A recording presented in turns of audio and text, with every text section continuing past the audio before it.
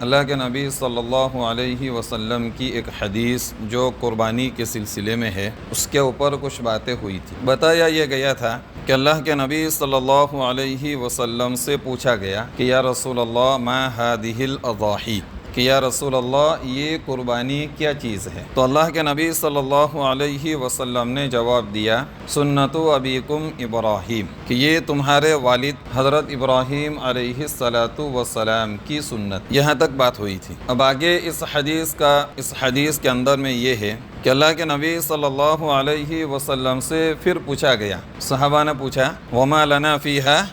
یا رسول اللہ صلی اللہ علیہ وسلم، اللہ کے نبی صلی اللہ علیہ وسلم سے پوچھا گیا کہ ہمیں اس کے اوپر کیا ملے گا؟ ہم قربانی تو کریں گے، اللہ کے راستے میں جانوروں کو ذبح کریں گے، لیکن قربانی کرنے کے اوپر ہمیں کیا ملے گا؟ تو اللہ کے نبی صلی اللہ علیہ وسلم نے ارشاد فرمایا کلو شعرۃ حسنہ، ہر بال کے بدلے میں ایک نیکی، یعنی جانور کے بدن کے اوپر جتنے بھی بال ہوں گے ہر ایک بال کے بدلے میں ایک نیکی آپ کو دی جائے گی۔ اب اندازہ لگائے، ایک بکرا ہم نے ذبح کیا ہے، اس ایک بکرے کے بدن کے اوپر اتنے بال ہوتے ہیں جسے ہم گن بھی نہیں سکتے، لاکھوں کروڑوں ابجوں کی تعداد میں اس بکرے کی کھال کے اوپر بال ہوتے پورے بدن کے اوپر، اگر کوئی گننا چاہے تو نہیں گن سکتا۔ تو اندازہ لگائے ایک جانور ذبح کرنے کے اوپر اللہ تعالیٰ کی طرف سے کتنی نیکیاں مل گئی۔ اور اللہ تعالیٰ اپنے پاک کلام میں ارشاد فرماتے ہیں من جاء بالحسنہ فلہ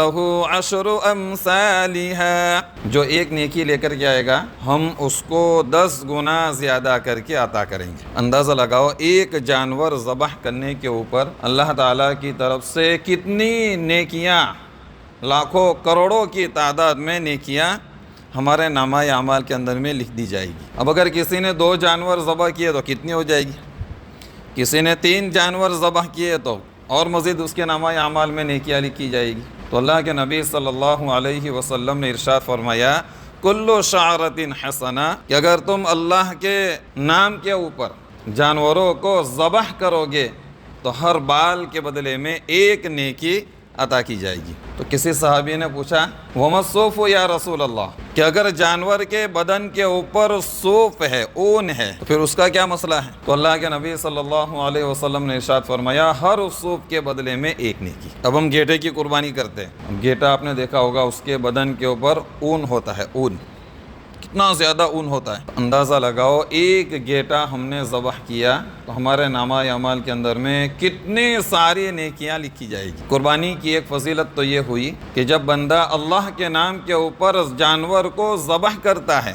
تو اسے ہر بال کے بدلے میں ایک نیکی دی جاتی۔ دوسری حدیث کے اندر میں دوسری فضیلت قربانی کے سلسلے میں یہ لکھی ہے کہ قربانی کے دنوں کے اندر میں اللہ تبارک و تعالیٰ کے نزدیک قربانی سے زیادہ محبوب عمل کوئی نہیں ہے۔ قربانی کے دنوں کے اندر میں اللہ تعالیٰ کو سب سے زیادہ محبوب، سب سے زیادہ پسندیدہ اگر کوئی عمل ہے تو وہ کون سا ہے؟ قربانی۔ اور ایک حدیث کے اندر میں آتا ہے جس کا خلاصہ یہ ہے کہ قربانی کے جانور کا پہلا قطرہ زمین کے اوپر گرنے سے پہلے وہ اللہ تعالیٰ کی بارگاہ کے اندر میں قبول ہو جاتا ہے۔ ہم جانور کو ذبح کرنے کے لیے جب اس کے گلے کے اوپر چھری پھراتے اور جب اس کے حلق کے اوپر چھری پھرتی ہے، جب اس کا گلا کٹتا ہے، نس کٹتی ہے تو خون نکلتا ہے، اور وہ خون ابھی تو زمین کے اوپر گرا بھی نہیں ہے، حالانکہ خون زمین پر گرنے میں کتنا وقت لگتا ہے؟ 1 سیکنڈ سے بھی کم وقت، پلک جھپکنے کے برابر، بلکہ اس سے بھی کم وقت کے اندر میں جانور کے حلق سے خون نکل کر زمین کے اوپر ٹپک جاتا ہے، اس سے بھی کم وقت کے اندر میں وہ قربانی اللہ تعالیٰ کی بارگاہ کے اندر میں قبول ہو جاتی ہے۔ اور مزید آگے یہ لکھا ہے ایک ضعیف حدیث ہے، ضعیف یعنی کمزور حدیث، حضرت مفتی تقی عثمانی دامت برکاتہم یہ بیان فرماتے ہیں کہ جب کوئی ضعیف حدیث بیان کرے تو وہاں پر بتا دو کہ یہ حدیث ضعیف ہے، کمزور ہے۔ حضرت مفتی تقی عثمانی دامت برکاتہم انہوں نے اس حدیث کو لکھا بھی ہے اور یہ بھی کہا ہے کہ یہ حدیث کمزور ہے کہ قربانی کا جانور پل صراط کے اوپر تمہاری سواری ہوگی۔ جو جانور ہم نے ذبح کیا ہے وہ جانور کل قیامت کے دن پل صراط کے اوپر ہماری سواری بنے گا، لیکن چونکہ یہ حدیث ضعیف ہے اس لیے اس کی وضاحت کر دی کہ یہ حدیث کمزور ہے۔ فضائل کے باب کے اندر میں کمزور حدیث کی رعایت رکھی جاتی ہے۔ تو یہ قربانی کی فضیلت ہے کہ جب بندہ اللہ کے خاطر، اللہ کی خوشنودی کے لیے، اللہ کو راضی کرنے کے لیے قربانی دیتا ہے، جانور کو ذبح کرتا ہے، تو یہ فضیلتیں اور یہ ثواب اسے حاصل ہوتا ہے۔ قربانی کرنے کے اوپر فضیلت ہے